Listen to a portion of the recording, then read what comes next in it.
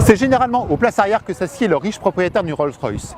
Il laisse le soin à son chauffeur de le mener là où bon lui semble. Ça, c'était avant la Wraith, un modèle dans lequel c'est lui qui conduit.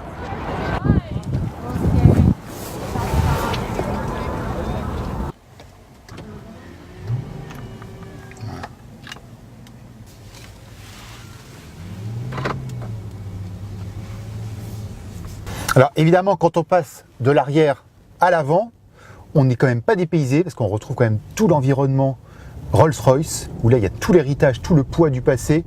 Vraiment, c'est exceptionnel. C'est du très haut de gamme.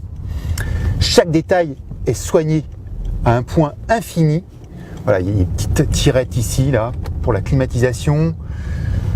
Il y a du cuir à foison, des animaux qui vivent dans des enclos sans barbelés pour éviter que le cuir soit abîmé. De la marqueterie. Là, regardez ici, un ciel de toit en forme de voie lactée. Il y a même une caméra thermique qui détecte les piétons la nuit. Voilà, on les voit passer. Comme ça, en cas de danger, on peut les éviter. Alors évidemment, on est chez Rolls-Royce, on peut vraiment faire la voiture comme on veut. Tous ses désirs sont exauçables. Il y a le choix entre à peu près 40 000 teintes de carrosserie, 20 000 habillages intérieurs différents. Vous pouvez, si vous voulez, assortir une teinte, un élément de la voiture à quelque chose qui vous tient à cœur. Un bijou, un vêtement, voilà.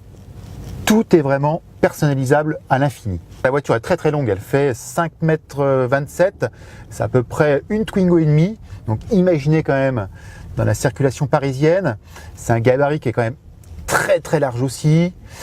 C'est pas évident, hein. On a un peu peur de rayer les jantes. Et c'est quand même une voiture qui coûte un petit peu cher, hein. On est dans les 280 000 €, évidemment, sans les options. C'est vraiment le tarif de base, hein. Longtemps, Rolls-Royce n'a pas communiqué la puissance de son moteur. Là, c'est un V12 de 632 chevaux. Alors, c'est quand même énorme, hein, comme puissance. Pourtant, il ne faut pas oublier que la voiture pèse 2,3 tonnes. C'est extrêmement lourd. Et pourtant, voilà, ça se conduit presque du bout des doigts.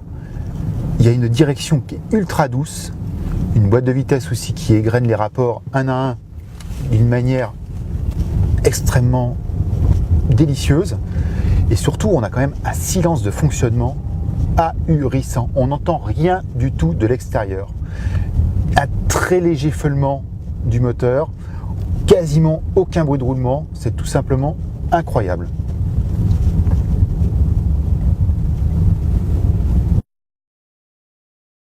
La moquette est tellement épaisse qu'on se demande si c'est pas pieds nus finalement que c'est le plus agréable.